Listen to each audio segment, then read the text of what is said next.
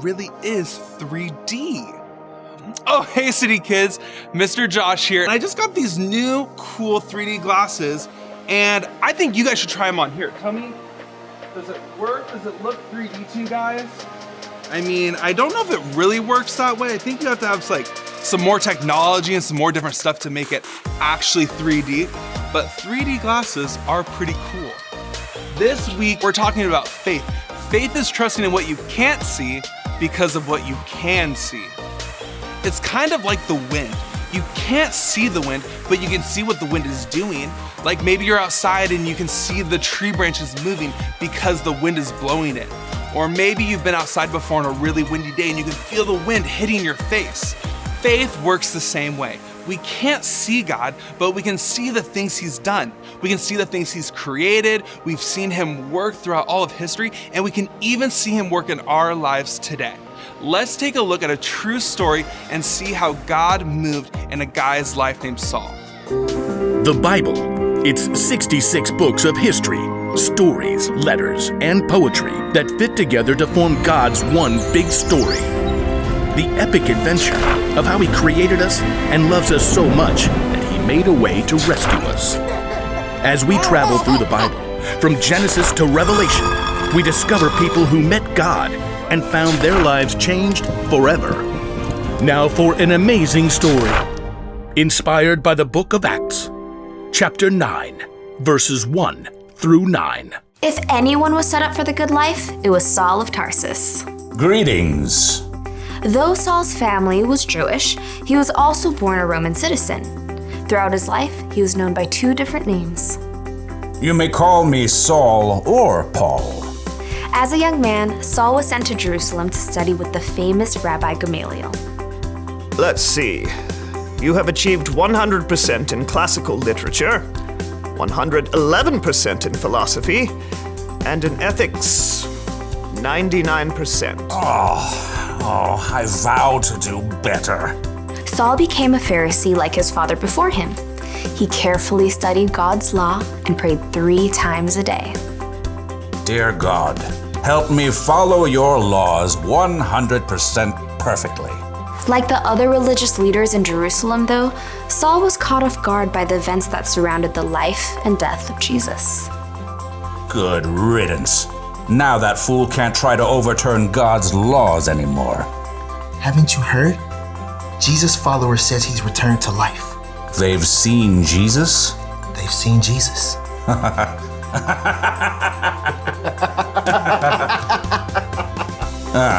Those riffraff will slink away soon enough. Against all odds, the followers of Jesus didn't fade away. In fact, the numbers began to grow. 5,000?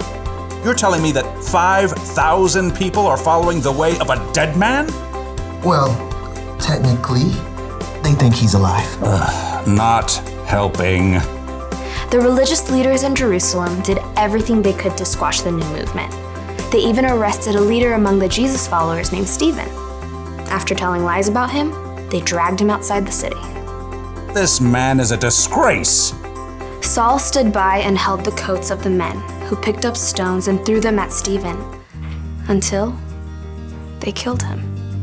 If Stephen had just let go of this Jesus nonsense, he wouldn't have had to die.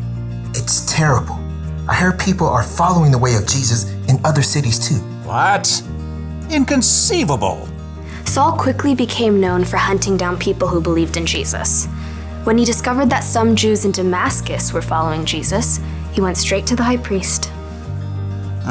This Jesus thing is spreading everywhere. I'm aware. They think he's alive.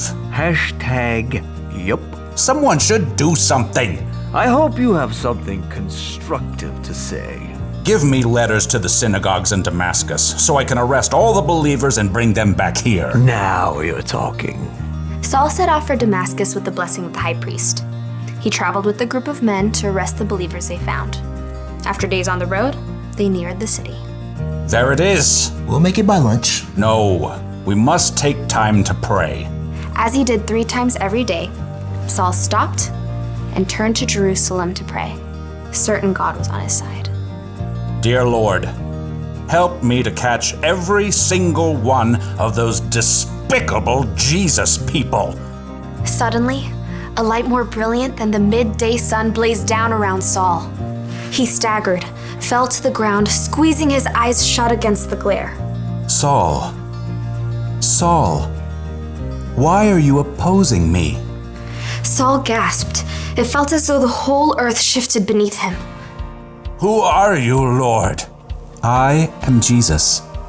I am the one you are opposing. The men around Saul stared in horror and confusion, unable to speak.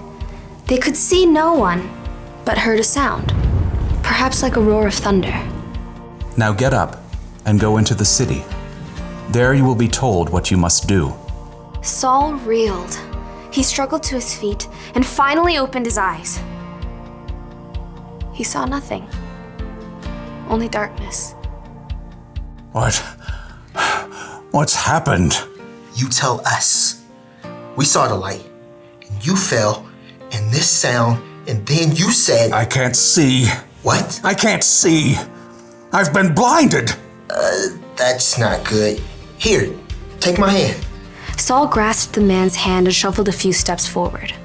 Who are you talking to? I think it was Jesus. You heard Jesus? I heard Jesus.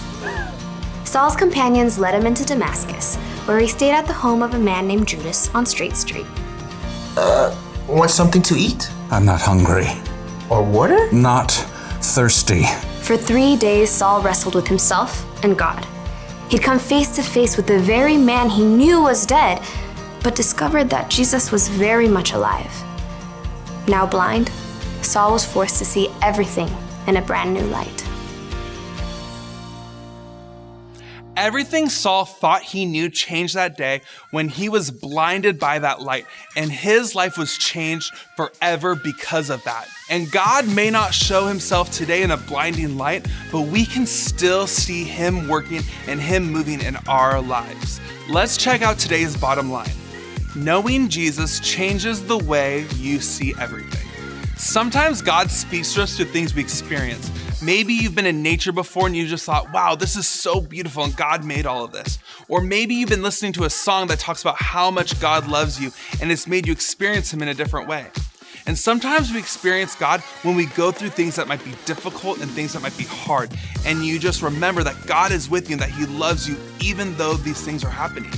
And even when things are so good and you are so happy, we experience God in those times too. Let's take a look at our verse for the month and focus in on what it says.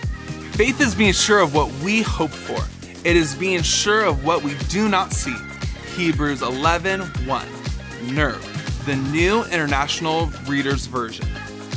I can't wait to see you guys really soon. And if you want, you can ask your parents to take a video of you saying this week's bottom line or memory verse. And they can tag us at City Kids on Instagram, or they can email us the video. We would love to see you guys. Well, that's all we have for this week. And we can't wait for you to join us next week for week 3 of Focus. Bye, guys.